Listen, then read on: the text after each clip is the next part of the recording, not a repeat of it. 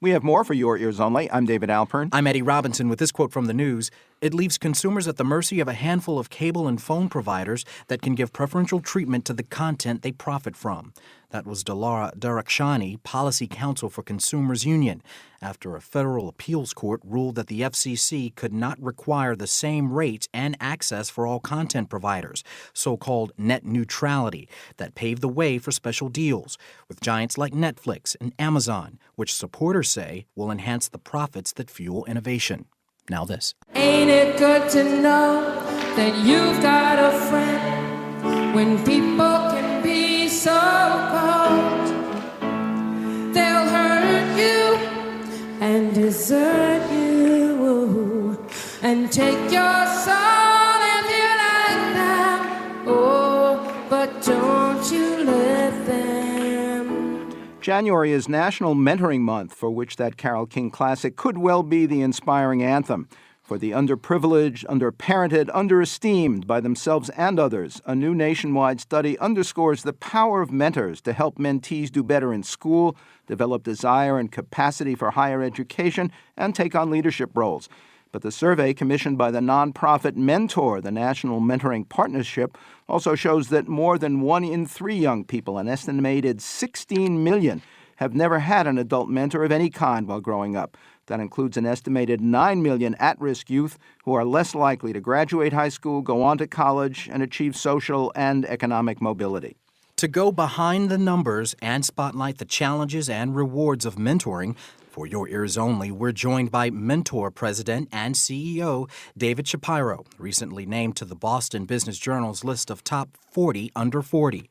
Welcome to our program. Thanks so much. Briefly tell us about Mentor. Mentor was founded just under 25 years ago. It was really born out of the great accomplishments of Big Brothers Big Sisters and really the very essence and power of mentoring and the notion that we needed a national movement in this country to move mentoring forward in programs all across the country, from, faith-based institutions to schools to corporate engagement and also policy and advocacy.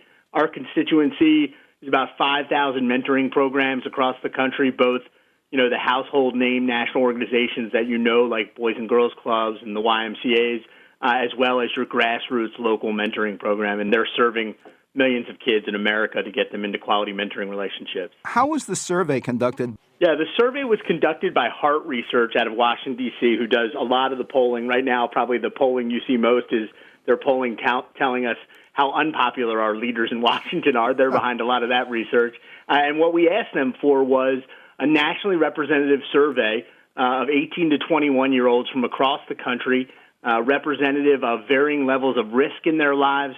Let's look at some of the key findings, beginning with college enrollment and graduation, mentored versus unmentored. Right away, what we were able to find out by talking to these young people is that not only were their aspirations, 36% higher to go to college if they had a mentor, and we know striving and aspiring is an important part of achieving, they were also 55% more likely to, at that moment in time, remember they're 18 to 21-year-olds, be matriculating in higher ed. It's a pretty rare survey where you could ask a young person both about their dreams and aspirations as well as their reality to see how that plays out.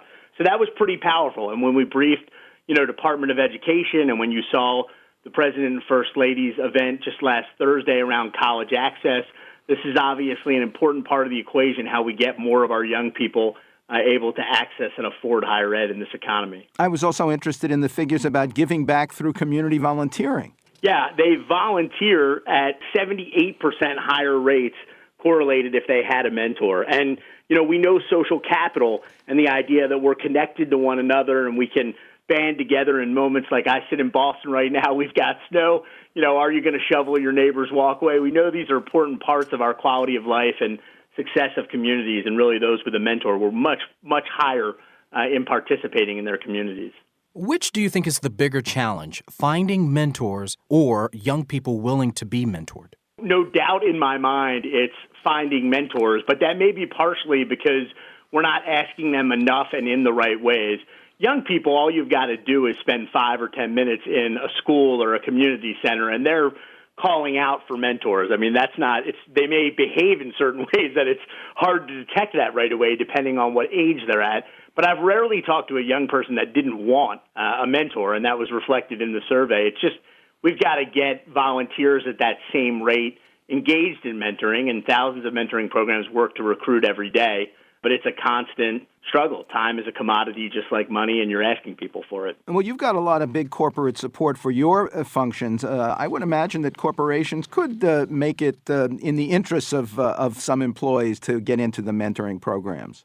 Absolutely. It's a great boon for us right now in the mentoring field and in a lot of parts of the social change sector, which is that you've got companies looking to figure out how can they make their dollars and their employees' time match. So both investing with money and grant making as well as employee volunteerism, and mentoring just lays out very nicely for those two things dovetailing. You've also got one other thing, which is a generation of kids graduating from college going into the workforce who expect employee volunteerism to be part of their life in the work world. And so, corporate partnership and private sector engagement. I mean, the First Lady launched the Corporate Mentoring Challenge a few years ago, recognizing what an asset and necessity it is for the mentoring field to have private sector partnership. What are the most important characteristics of a successful mentor? There have been studies. One of them that's really interesting to me is showing that some of the best mentors are people who are actually in the helping professions, people who run call centers and are in the service industry, people who are actually used to putting the needs of others in front of theirs. I think great parents are, great mentors. I think, folks that can listen and empower and meet others where they're at, not try to save the day. But I don't know that great mentors aren't that different than great friends and great parents and great bosses and great colleagues. I mean, the real traits are a lot the same. I would say probably the hardest thing for mentors is patience, because they come into the relationship wanting to kind of see immediate progress with a young person. And as we know in life, things aren't that immediate. David Shapiro is the president and CEO of nonprofit Mentor, the national mentoring partnership, which provides resources to the youth mentoring field through research and development programs for young people. For more information, visit mentoring.org. You've got a friend. Quote from the news, "Private matters should be dealt with privately."